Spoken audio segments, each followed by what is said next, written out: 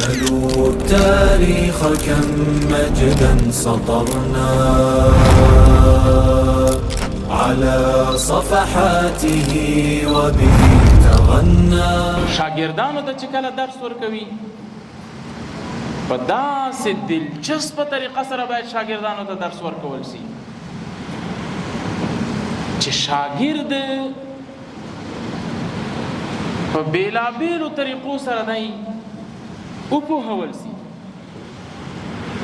بعضې وخت کې شاگرد په مثالونو باندې پوهیږي چې درس سره سره یو مثال ورکړي، دوه مثاله ورکړي. بعضې وخت کې یو شاگرد له تمثیل سره ښه پوهیږي چې هغه تمثیل ورته وکوي.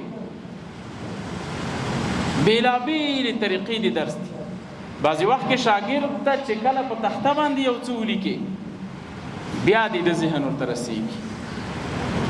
بعضې وخت کې په درس و تدریس استاد په داسې شکل سره وکړي چې ټول شاګردان کنټرول کړي، په ولاړه باندې درس و تدریس وکوي. څومره طریقې دي او هر یوه طالب العلم ته نفع وي په هغې کې باید معلم او استاد دا څه وګرځوي، استعمال وګرځوي. او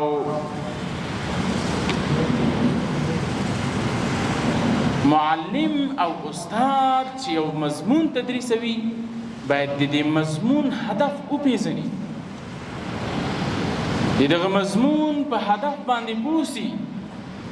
کله چې د مضمون په هدف باندې پوه شو دا معلم، دا بیا هغه هدف بل شاګرد ته ورکولی شي.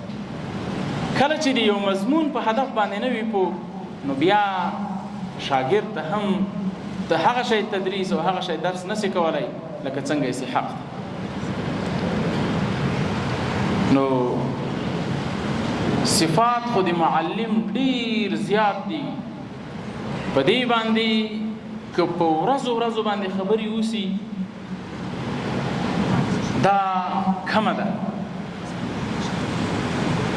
د تعلیمي عملیې چې کوم ارکان دي، نصاب ده، معلم ده، شاگرد ده، ارزونه ده، همدارنګه علمي ماحول ده، محیط ده، که په دې باندې خبره وسي دا په ورځو هم نه خلاصېږي. خو باید معلم چې کله درس کوي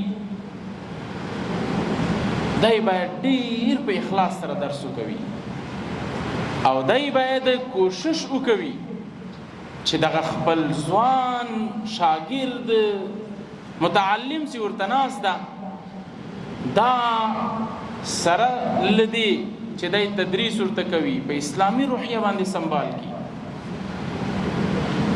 په داسې اسلامي روحیه باندې سنبال وګرځوي چې آینده کې امت اسلامی ته خدمت وکوي، امت اسلامی په باندې افتخار وکوي. نو دا داسې یو صفت ده په معلم کې چې دا یو بهترین صفت، یو ښه صفت ده چې د خپل شاګرد داسې وروزي چې په اسلامي روحیه باندې سنبال کړي. دا به د تاسې د اسلام سره د وطن سره یو لوی احسان وي، ځکه چې لله الحمد لوی تحول راغلی، اسلامي نظام راغلی ده،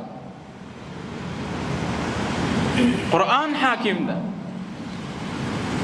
باید نور ځوانان دې منګه له غفلت نه را بیداره سي او اسلام ته خدمت وکړي، اسلامي امت ته خدمت وکوي، خپل اسلامي نظام ته خدمت وکوي، خپل وطن ته په صحیح معنا سره خدمت وکوي. دا به د معلم او د استاد یو لوی احسان وي له اسلام سره، همدارنګه له وطن سره، له خپلو بچیو سره، له خپلو اولادونو سره. دا به یو داسې احسان وي چې نه هېرېدونکی احسان وي. نو کوشش وکوئ چې خپل ځوانان صحیح تربیت ورکړئ، ښه تربیت دوی ته ورکړئ.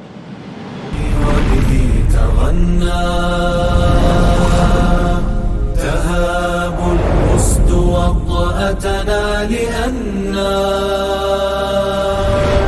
لغير الله كلا معنا